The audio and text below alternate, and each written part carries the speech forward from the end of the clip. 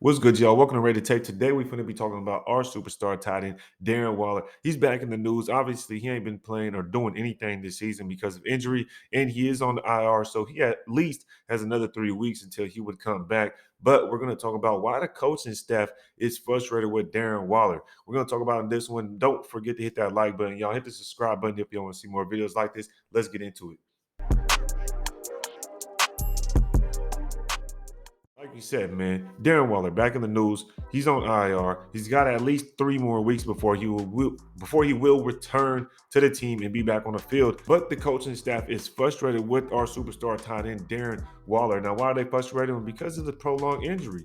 Because he hasn't been available to be out there on the field. Now, to me, this is actually surprising to hear this because why the hell would you be frustrated? You're the one that went out there and gave him an extension. You knew he was dealing with injuries last year coming into this season. He supposedly had an hamstring problem going into training camp, and you still were trying to fight for that extension to give him. Then you move on to the season, and he's still injured. He's still supposedly banged up with another hamstring injury, and we'll get in that in a second. But you don't even trade him when Darren Waller was mentioned in the Packers trade in Devontae Adams. Or you talk about up to the trade deadline, we could have got a first or a second supposedly in either of those packages. Now you talk about the coaching staff being frustrated. What else would you expect? Now, when I read the article, what caught me off guard and was actually surprising to me is the simple fact that supposedly both of his hamstrings are hurt. Both of his hamstrings are hurt. I wasn't aware of this. The one hamstring that was hurt, it was the one that actually was during training camp when the whole contract thing was going on. But the other hamstring is now the one that's supposedly putting him on IR. That's not what I thought. It was the same hamstring, but supposedly it's both of them. So this is just interesting to me. I wonder how everything's going to unfold because now, if we didn't move him, if we didn't do anything in order to have maybe a trade, get something in return, he could potentially just walk free if we just cut him, and that would be a waste of a move. That'd be bad business.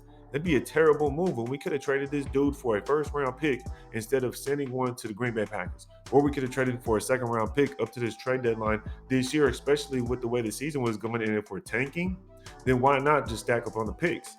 I don't know. Y'all let me know that in the comments what you guys think. Also, another news is our owner, Mark Davis, came out saying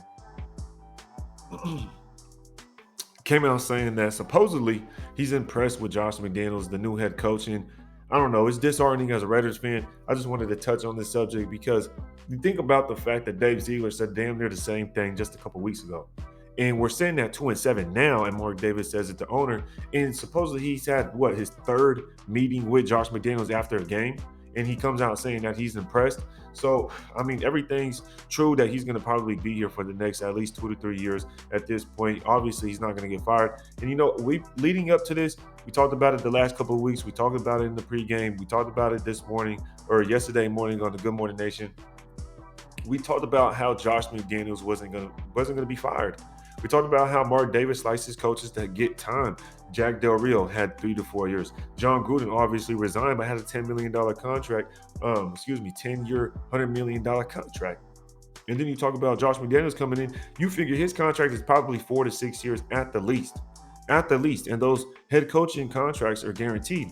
So when you talk about that, and you talk about the fact that at the beginning of the season, Josh McDaniels has that interview where he says, in 4 to 5 years, hopefully I'm not calling the plays. And you're thinking, if he's thinking 4 to 5 years, if he's willing to say in 4 to 5 years, then how long is that contract really? So it's kind of interesting to think about in that aspect. And really, I'm just wondering, is this Mark Davis's way of getting rid of Derek Carr? In this sense, he's going to have Josh McDaniels be the scapegoat that gets rid of Derek Carr so he doesn't win, that really gets the blame.